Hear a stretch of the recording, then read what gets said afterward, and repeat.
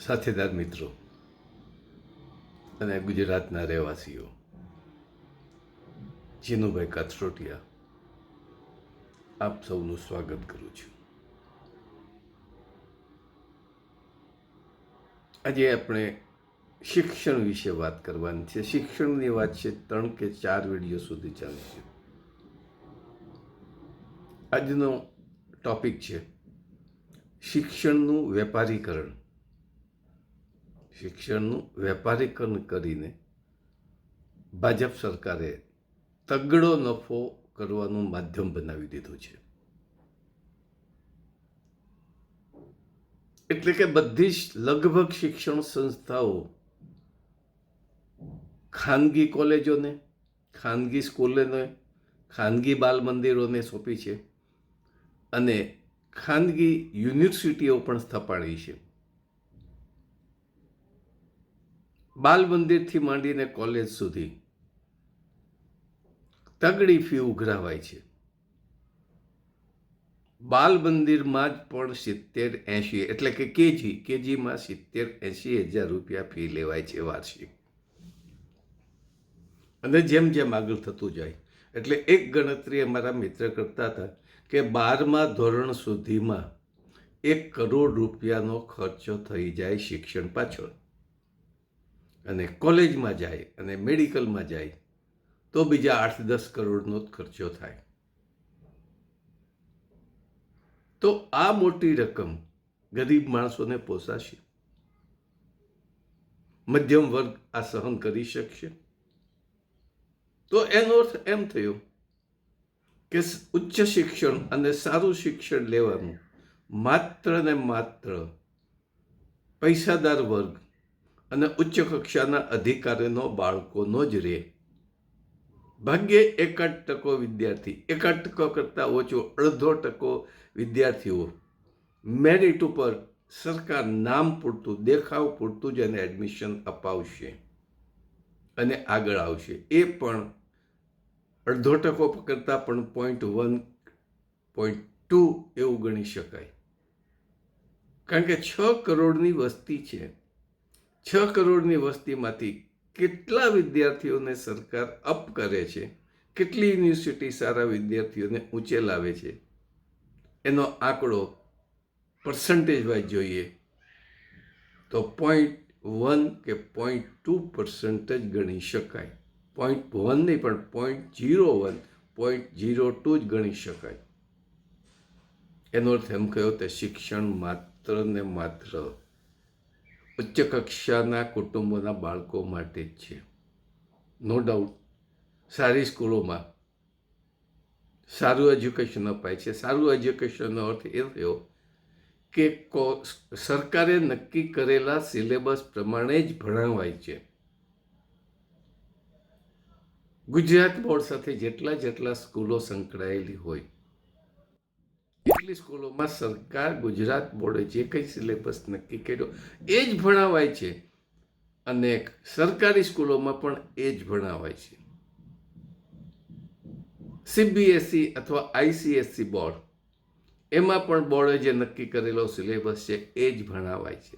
અને આ બધો સિલેબસ અંગ્રેજોના સમયમાં એટલે 1947 પહેલાનો લગભગ છપાયેલો હતો અને ત્યાર પછીથી ખૂબ જ નાના મોટા ફેરફારો કરી અને નવો અભ્યાસક્રમ બનાવ્યો છે. એની આપણે પછી વાત કરીશું સેકન્ડ ટોપિકમાં. જો એક જ પ્રકારનો સિલેબસ ખાનગી સ્કૂલો અને સરકારી સ્કૂલોમાં ભણાવાતો હોય તો ખાનગી સ્કૂલોમાં તગડી ફી લેવાનો અર્થ શું છે? હા, રમતગમત માટે સારી સગવડતા હોય, કલ્ચરલ એક્ટિવિટી માટે સારી સગવડતા હોય, આ જ એક્સ્ટ્રા બેનિફિટ મળી શકે. ત્યારે બીજી બાજુ સરકારે એટલે કે આનંદીબેનના સમયથી, આમ તો શિક્ષણનું વેપારીકરણ કરવાની શરૂઆત શંકરસિંહ વાઘેલા સાહેબે કરી હતી અને એણે જ પોતે જાહેર પ્રાસલાની સભામાં કર્યું હતું. કદાચ એની કેસેટ પણ મારી પાસે પડી છે. એણે ગર્વથી કહ્યું હતું કે શિક્ષણનું વેપારીકરણની શરૂઆત મેં કરી છે. અને આ પ્રશ્ન મેં એને પૂછ્યો ત્યારે જ એણે જવાબમાં કહ્યું હતું ત્યાર પછી આનંદીબેન શિક્ષણ પ્રધાન હતા, ત્યારે વિકસાયું, ફૂલું ફાલ્યું, અને એ મુખ્ય પ્રધાન થયા એટલે શિક્ષણને લગભગ વેપારીકરણ કરી નાખ્યું. મોટી મોટી યુનિવર્સિટીને માન્યતાઓ આપી દીધી, અને એ યુનિવર્સિટીઓ લાખો રૂપિયામાં ફી ઉઘરાવે છે. ફી તો ઠીક, પણ મેડિકલ કોલેજોમાં ડોનેશન કરોડો રૂપિયાનું ઉઘરાવે છે. એટલે MBBS અને FD થતા સુધી 5-7 કરોડ રૂપિયા તો મિત્રોના કહેવા મુજબ એટલું ડોનેશન જતું રહે છે. એટલે એક ડૉક્ટર થવા માટે 10 થી 12 કરોડ રૂપિયાનો ખર્ચ થતો હોય તો ડૉક્ટર પછી દર્દીઓને લૂંટવાનો જ છે.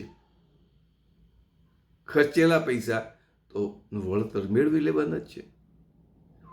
આ શિક્ષણ પ્રથામાંથી એના વ્યવસાય સુધી પહોંચે છે.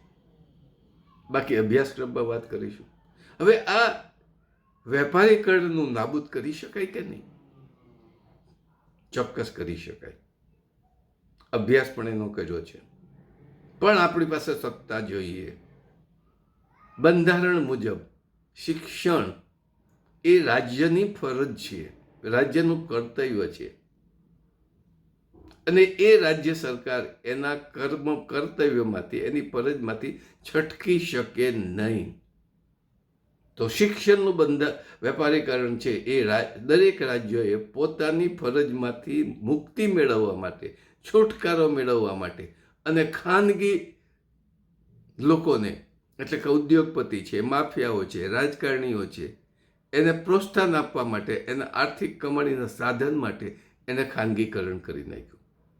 અરે વિચારો તો ખરા, એડવાન્સ ફી લેવાય, એડવાન્સ ફી લેવાય, એક ટર્મ ફી, 6 મહિનાની ફી એડવાન્સ લે, એમાંથી પછી દર મહિને પગાર ચૂકવાય, તો એ એડવાન્સ ફી કરોડો રૂપિયા થાય છે.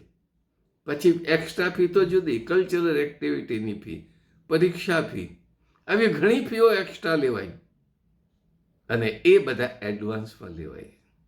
એટલે એડવાન્સ આવક મળે અને પછી ધીમે ધીમે ખર્ચો થાય. એવો વર્લ્ડમાં કોઈ બિઝનેસ નથી. અને આ બિઝનેસ જોઈ અને ગુજરાતમાં રાજકારણીઓની, ખુદ આનંદીબેનની પણ સ્કૂલો એ જમાનામાં હતી, છે, હશે જ. મોદી સાહેબની સ્કૂલ પણ છે, અંબાણીની સ્કૂલ પણ છે, અદાણીની સ્કૂલ પણ છે, મોટા કોન્ટ્રાક્ટરોની સ્કૂલ પણ છે, માફિયાઓની સ્કૂલો પણ છે. શિક્ષણકારની સ્કૂલો નથી, કારણ કે સ્કૂલનું સ્ટ્રક્ચર કરવા માટે એની પાસે એટલા પૈસા પણ ન હોય. આદર્શ સ્કૂલ બનાવવા માટે પ્રયત્ન પણ મેં કર્યો હતો, પૈસાના અભાવે એ પ્રોજેક્ટ પડતો મૂકવો પડ્યો. મંજૂરી મેળવવા માટે લાખો રૂપિયા ખર્ચવા પડે. આ પરિસ્થિતિમાંથી આપણે બહાર નીકળવું પડશે. ગામડામાં રહેતો વિદ્યાર્થીને, સરકારી સ્કૂલમાં ભણતા વિદ્યાર્થીઓને ઉચ્ચ કક્ષાનું શિક્ષણ મળે એવી વ્યવસ્થા આપણે તૈયાર કરી છે, જેનું ક્રમશઃ આપણે વાત પણ કરીશું. તો આજનો પ્રશ્ન એ છે કે આ શિક્ષણના વેપારીકરણને ચાલુ રાખવું છે? જો ચાલુ ન રાખવું હોય, જો ચાલુ રાખવું ન હોય, એક જ મુદ્દાની વાત કરીએ છીએ આજના વિડીયોમાં, તો આપણે સંગઠિત બનવું પડશે, અમારી સાથે ભળવું પડશે, રાજકીય પરિવર્તન લાવી એક જ વર્ષમાં સ્કૂલોનું વેપારીકરણ બંધ કરી દઈશું. તમામ સ્કૂલો સરકારી હશે, જે ભૂતાન રાજ્યએ કર્યું છે કે ભૂતાનમાં દરેક સ્કૂલ સરકાર હસ્તક જ છે, એનું વેપારીકરણ નાબૂદ કરી નાખ્યું છે. અને ભૂતાનના રાજવીના બાળકોને કે એના અધિકારીઓના બાળકોને ભણવું હોય તો એ સરકારી સ્કૂલોમાં જ ભણવું પડે. અને અમે ભણતા ત્યારે એ જ પરિસ્થિતિ હતી. કલેક્ટરનો દીકરો પણ અમારી સ્કૂલના અને અમારી કોલેજમાં ભણવા આવતો.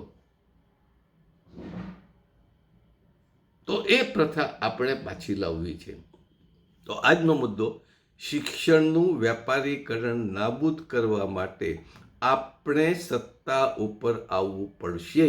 અને જેના માટે અમે ગુજરાત કિસાન મજદૂર લોક શાસન પાર્ટી, ગુજરાત કિમલોપ એના ટૂંકું નામ છે, એની પાર્ટીને અમે એક્ટિવ કરીએ છીએ, સંગઠિત કરીએ છીએ.